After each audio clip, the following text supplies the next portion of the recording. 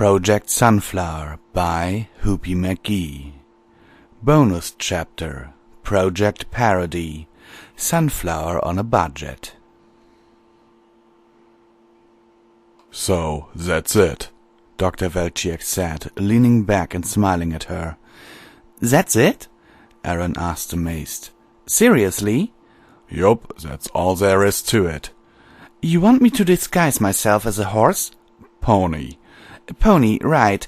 Disguise myself as a pony and infiltrate this new world to gather information? Yes, that's right.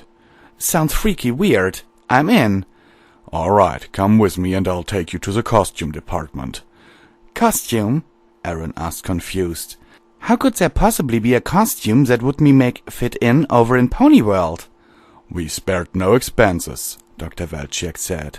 Well, that's not true. We're on a pretty severe budget, after all. We had to cut some corners. Still, I have no doubt that you'll be surprised by what we have for you. Aaron was surprised, all right, when she finally saw her disguise. This is it? She said, with some annoyance. The costume looked about right for a kid's birthday party, but she couldn't see fooling anyone with it, let alone a real pony. Her legs would fit into the costume's front legs, and the immobile back legs would just be dragged along stiffly as she walked. She'd have to use her hands inside the enormously oversized head to operate the eyes and mouth like a giant puppet. No, we're also sending surveillance equipment with you, Dr. Welchiek replied. Here's a digital voice recorder and a video camera.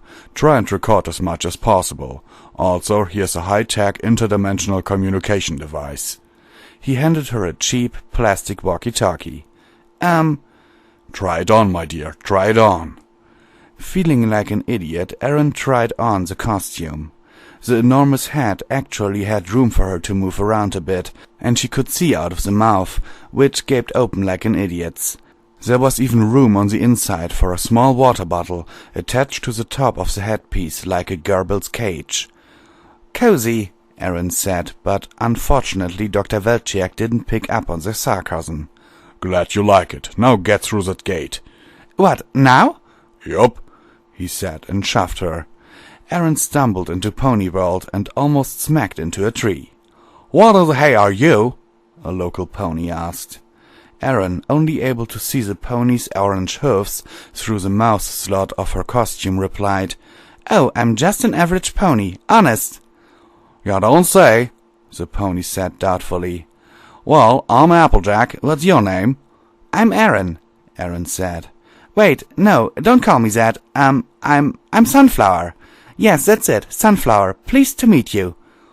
Pleased to meet you too, Sunflower, Applejack said flatly and held out a hoof. Aaron stuck her foot out and AJ took it.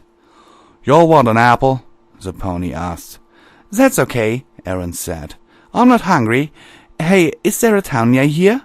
Sure, Ponyville, Applejack said, and Aaron stifled a snort of laughter at the name. Just head that way.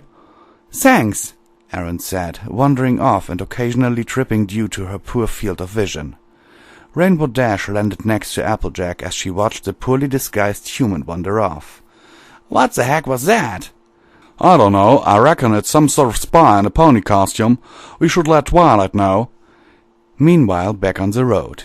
Hi, I'm Pinkie Pie! A voice suddenly said, and Aaron screamed a little in shock. Hi, I'm I'm Sunflower. Nice to meet you, Aaron said, then took a couple of pictures of the pink hoofs she could see outside of her mouse hole. You're one weird pony, Sunflower, but I've seen weirder. I'll throw your party when you least expect it. Bye for now. Aaron kept walking until she reached Ponyville and then decided to ask if there was a library. Several of the ponies she asked either fainted or ran away screaming, but one, a gray Pegasus with strange eyes, pointed her towards a large tree. Thanks, Pony, Aaron said as she walked away. You're welcome, alien, Derpy said, waving at Aaron's retreating figure. Aaron finally reached the weird-looking library. She contemplated how she was going to knock for a minute, and then just decided to bump her head on it repeatedly. Or rather the costume's head.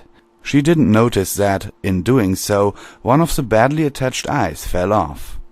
The door opened, and a little purple dragon looked up at her. What the heck are you? Spike asked her. I'm a pony, Aaron lied. What are you? A dragon. I don't believe you, Aaron said. Neither do I.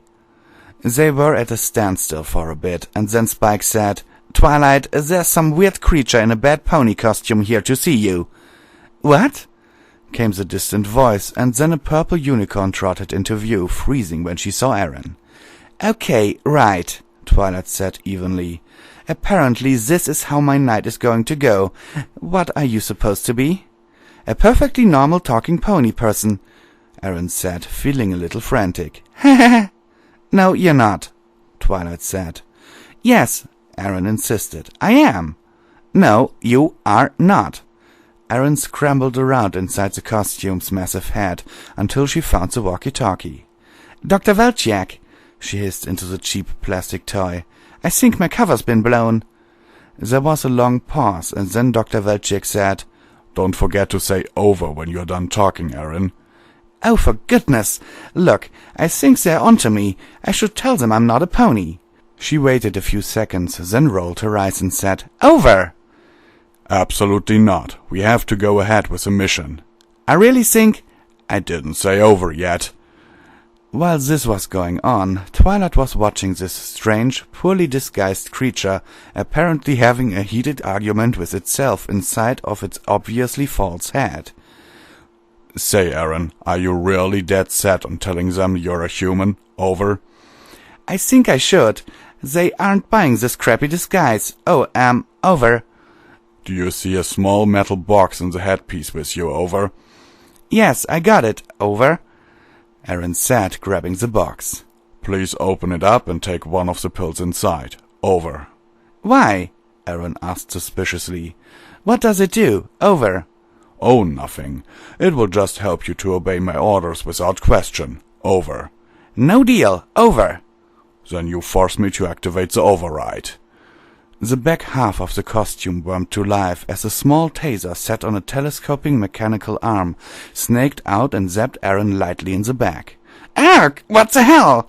Now do what I say or I zap you again, Dr. Velchiak said. Over. Oh, forget this! Aaron snapped, pulling herself out of the costume as quickly as she could and kicking the blasted thing out the door. She turned to face the unicorn, smiled weakly and said, Surprise, I'm not actually a pony. I never would have guessed, Twilight said dryly. Would you like some tea? That would be lovely, thanks, Aaron said. They became friends, defeated the smooth, black tide, and everything was happiness and rainbows forever. Deep in a cave on the far side of the Everfree Forest, an ancient and trapped creature sighed. One of these days it would break out of its prison. But until then, it just had to continue on like it always had. 1,350,412 bottles of cider on the wall, it sang. 1,355,412 bottles of cider. You take one down and pass it around, and there's 1,350,411 bottles of cider on the wall.